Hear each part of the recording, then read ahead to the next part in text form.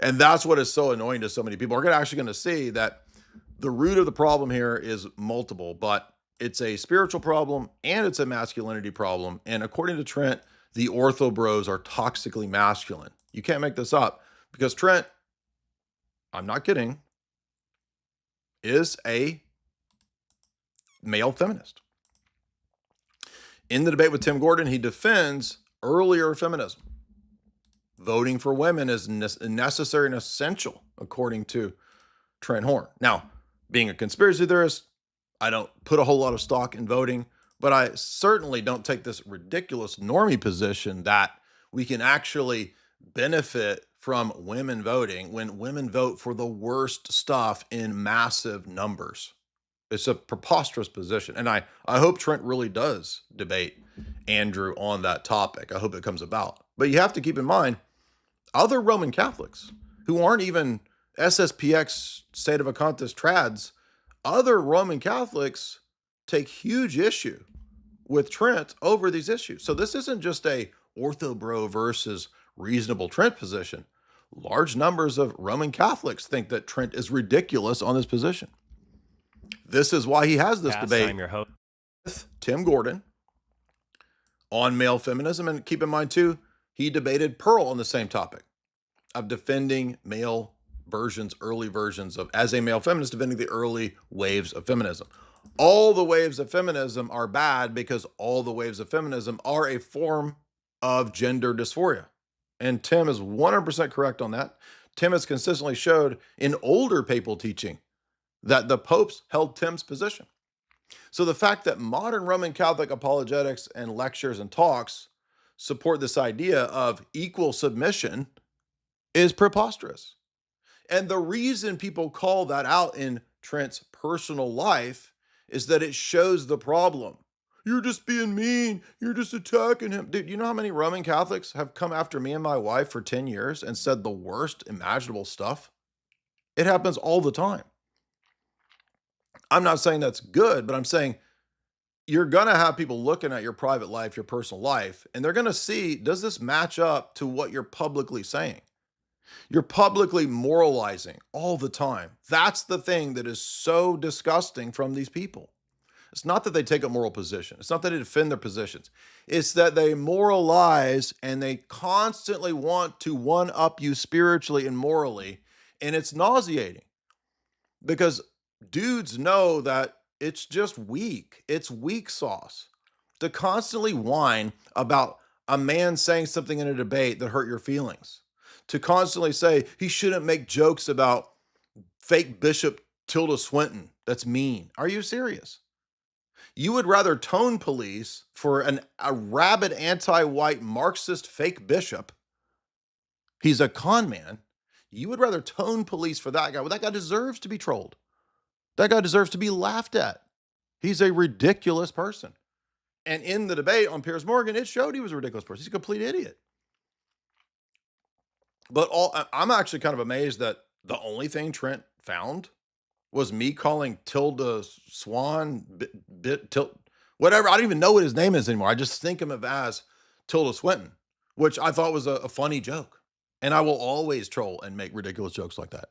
But imagine harping on that as a moral one-up. That is so gay, dude. It's just freaking gay. At least find something better. Like me calling a bar a fat. That's a more morally appropriate thing than me going after some fake con man activist that your own church agrees isn't a bishop. That means he's a fraud, a con man. But I'm bad because I made fun of him and called him Tilda Swinton, which everybody agrees was a funny joke. It's just so weak, dude.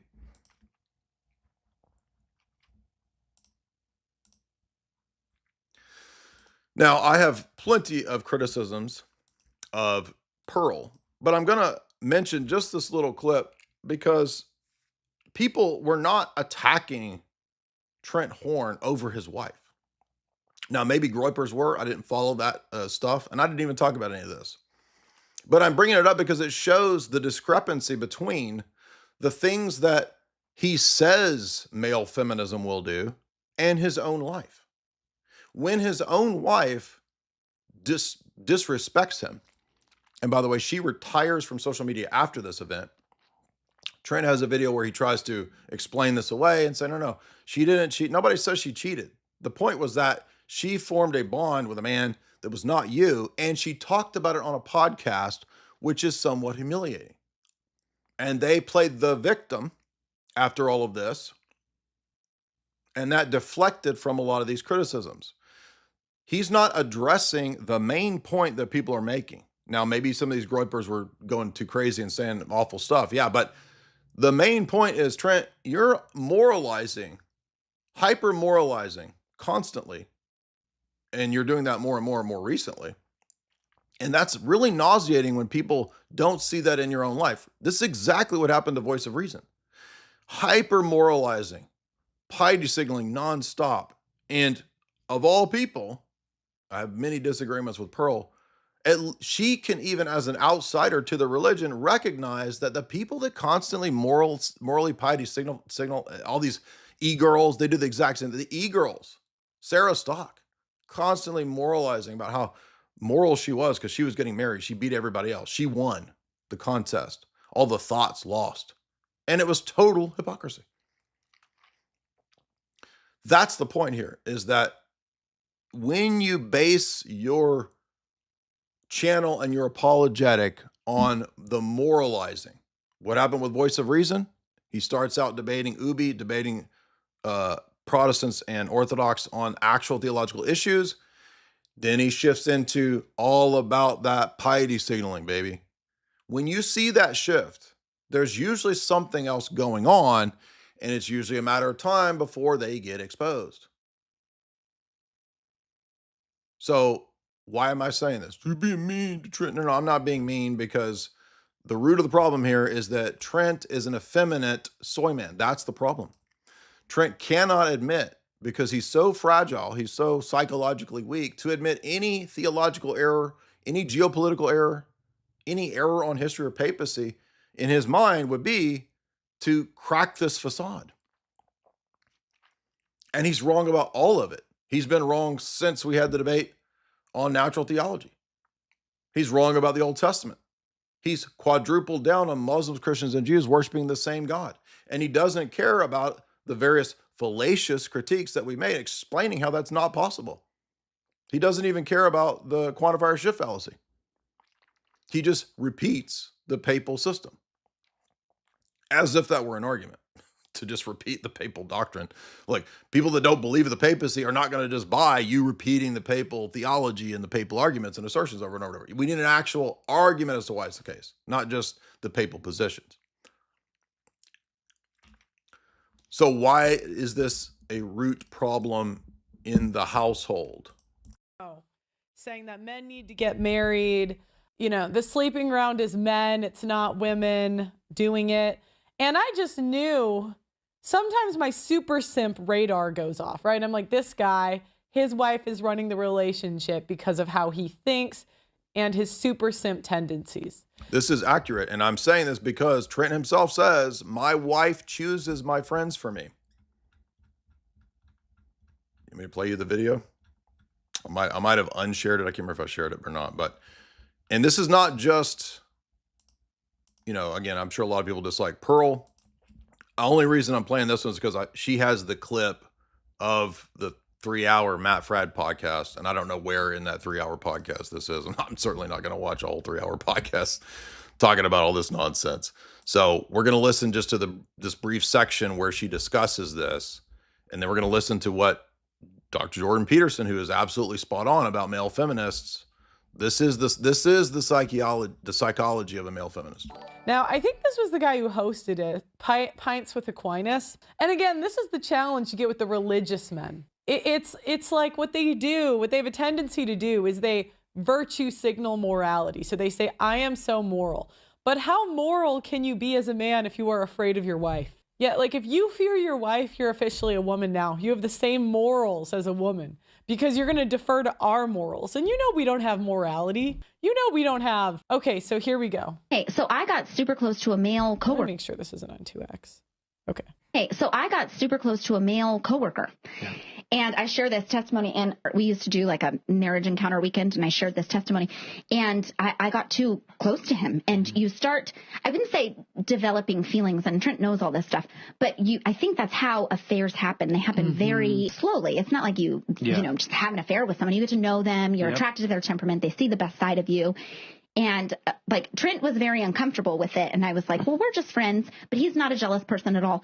So he was like, I'm just asking that you don't do anything that you wouldn't be uncomfortable with me doing with a woman. Like you have that same standard. Like if I was like talking to a coworker often and joking around with that person and they were, like getting. So she's talking publicly about how she wanted to smash another dude. And now, again, the reason I'm playing this is because it shows the discrepancy between Trent's picturing of how feminism and male feminism is supposed to work and why it actually is a good thing and why it's the Christian way to go.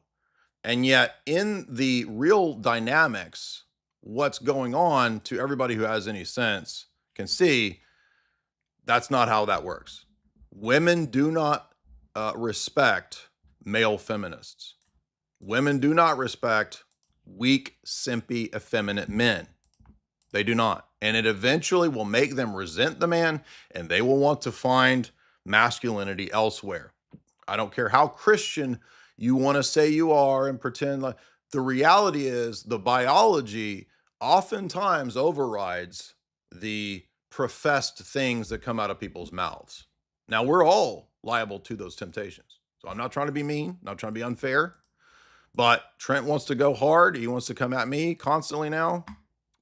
Okay, let's do it. Let's talk about what masculinity actually is. Let's talk about what the real problems are.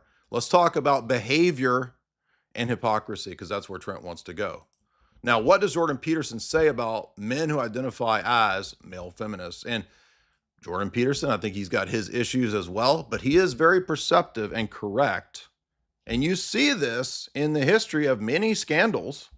Think about all the men, public leftists, Joss Whedon, for example, right? And there's been some other cases of very prominent Democrat, famous leftists who identified as male feminists. And lo and behold, it comes out, they are absolute moral savages. They're absolutely involved in some crazy stuff. Why is that?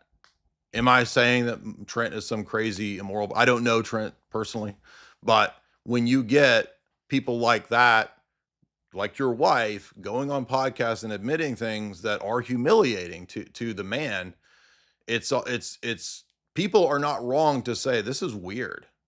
Same with Candace. Where's Candace's husband in the midst of her spouting all this insane nonsense?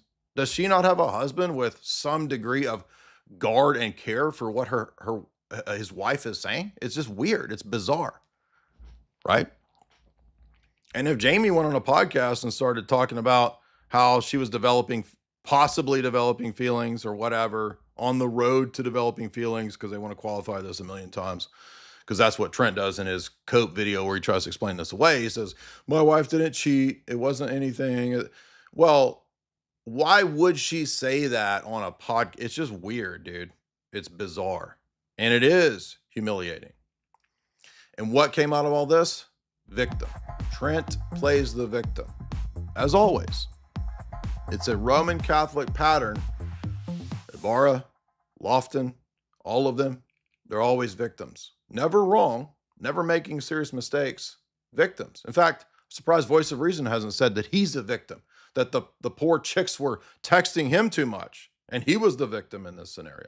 It's not only women that engage in this. As I said, it's female type antisocial behavior, but men can engage in reputation savaging too. And some of the worst of those are the men that ally themselves, so to speak, with feminists, so that they have a sneaky way into popularity with girls. There's no shortage of that kind of appalling psychopathic behavior either.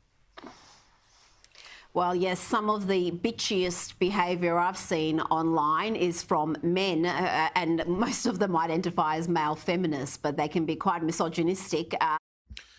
Peterson's absolutely right. As a lifelong, person in the realm of psychiatry and diagnosing and studying these things, can disagree with, a lot of his positions, as we do, Gnosticism and all that. But he's absolutely right here in the tendency to think that you're going to get an in, you're going to be popular, that the women are going to like you when you pretend and when you signify that you're a male feminist. It is absolutely pathetic. And all of us out here in this sphere who have been normal dudes and have spent time dating various women or understanding female nature and understanding the reality of the world do not fall for this. That's why it's so popular to call out simping. Simping behavior, which is exactly what Trent exemplifies in these cases, does not actually show a person who is virtuous, who is pious. That's the intention. It actually shows a weak inability to understand and admit female nature, female biology, and the reality of what's going on. It's a form of lying and delusion. When you read the Proverbs, do you think Solomon has a male feminist attitude at all? Of course not. Now, that's not just Solomon, but even according to the New Testament, the Proverbs are inspired literature. So the Holy Spirit is actually speaking through the Proverbs. And how do modern feminists and male feminists and people in the so-called church say that Proverbs should be treated? As an old, outdated text when it comes to gender. In other words, I don't care what the Holy Spirit said through Proverbs. I have a new updated theology of masculinity, which is femininity. And if you think I'm wrong about that, you realize that this is the very argument that Tim Gordon makes against Trent.